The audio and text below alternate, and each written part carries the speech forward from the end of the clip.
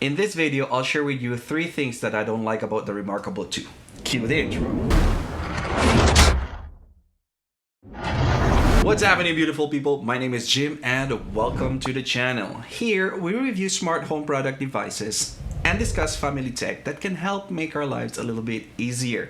So if you haven't subscribed yet, please consider subscribing and don't forget to click on that notification bell. Also, I have my show notes down below if you want to check out the timestamps. I also have my affiliate links down there if you are inclined to support this channel.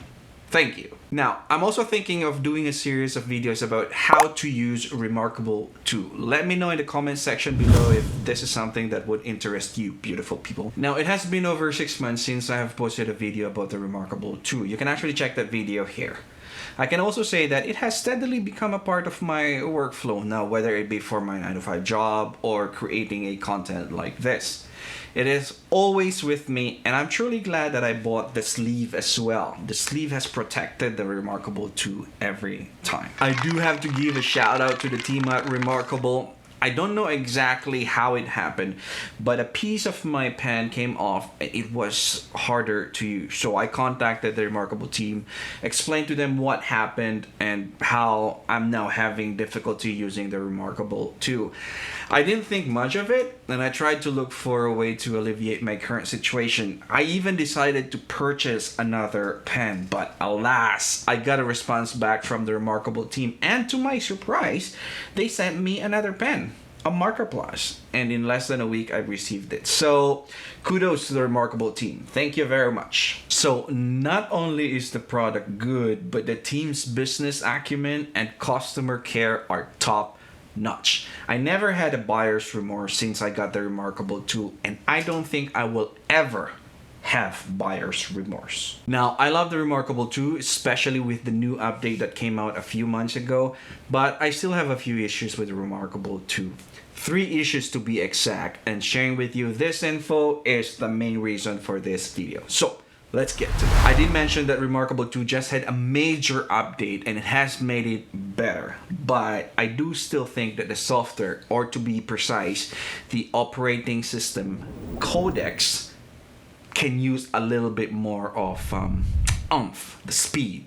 Now, codecs, for what it is made for, is actually very good. The closest ones I can compare the codecs to are probably the iPad OS and the Android OS for tablets. Now, I understand that this may not be a true orange to orange comparison, but since we use the iPad and the Galaxy daily, it is the closest. Now, the speed at which the OS codecs runs is slower than the speed at which the other OS runs. And to think that codecs has specifically only 2 major things to operate, while the others have tons. My theory is that since the Remarkable 2 can in essence do 2 things only, to develop the codecs to run faster is not just that important. But here's my take on it. Since the codecs is only doing 2 things, writing and reading, shouldn't the codecs be doing them a lot faster?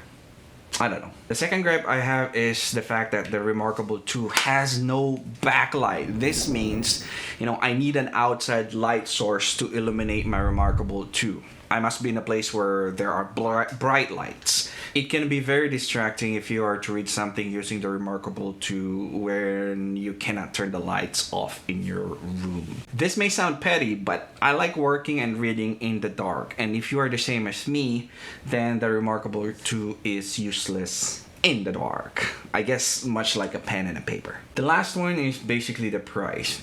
I understand why they have priced Remarkable 2 at that range. They're not selling it as a luxury item, but as something that adds value to our lives. And the value is quite remarkable, no pun intended.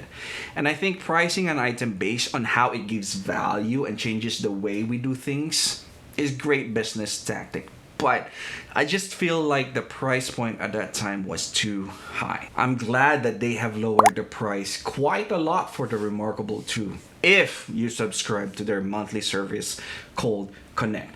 Connect allows you to maximize the potential of your Remarkable 2.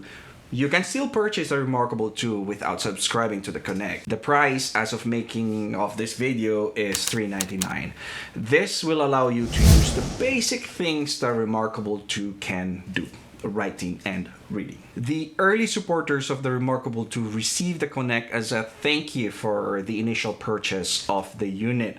Though I paid a hefty price for my Remarkable 2 and the accessories, I'm happy that we have been given free access to the Connect program. Regarding the Connect, I just found out about it while doing a bit of research for this video. I don't want to go deeper into it as I have not yet researched it further. Alright, so those are the three things that I don't like about the Remarkable 2, but honestly, I can live with those.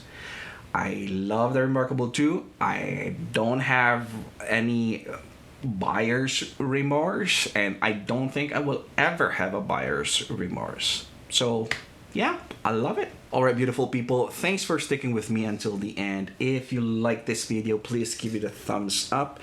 And if you haven't subscribed yet, please consider subscribing. Also, let me know in the comment section below if doing a series on how to use Remarkable 2 is something that will give value to you all. Thanks again, and as always, I will see you in my next one.